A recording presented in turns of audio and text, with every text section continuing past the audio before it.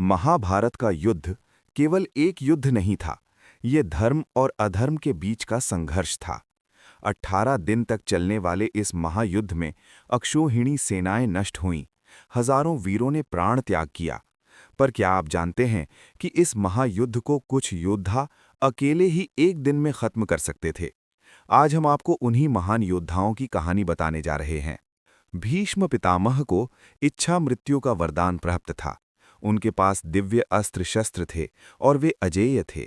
यदि भीष्म पूरे बल से युद्ध करते तो पांडव सेना एक दिन भी न टिक पाती। लेकिन भीष्म ने प्रतिज्ञा की थी कि मैं पांडवों को नहीं मारूंगा। इसी प्रतिज्ञा के कारण भीष्म चाहते हुए भी युद्ध समाप्त न कर सके।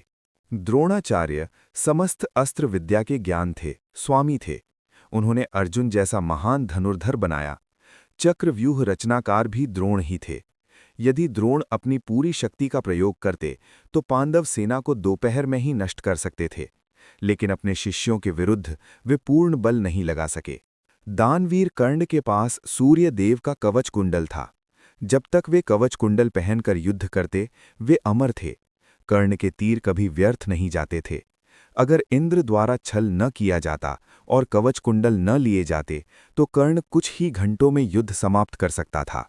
अर्जुन के पास गांडीव धनुष और भगवान शिव द्वारा दिया पाशुपतास्त्र था। अर्जुन एकमात्र ऐसा वीर था जिसने देवलोक में भी युद्ध जीता था। यदि अर्जुन अपने सभी दिव्यास्त्रों का प्रयोग करते तो कौरव सेना पलक झपकते नष्ट हो जाती, लेकिन धर्म के कारण उन्होंने संयम बनाए रखा। अभिमन्यु के बारे में कहा जाता है कि अगर उसे चक्रव्यूह से निकलना आता होता तो महाभारत युद्ध एक दिन में खत्म हो जाता। 16 वर्ष की आयु में 7 महारथियों को एक साथ रोकना असाधारण वीरता थी। सबसे भयानक और रहस्यमय वीर था बर्बरिक।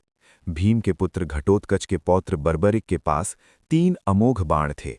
पहला बाण शत्रुओं की पहचान करता था, दूसरा बाण सभी शत्रुओं का विनाश कर देता था, तीसरा बाण सभी बाणों को वापस लाता था।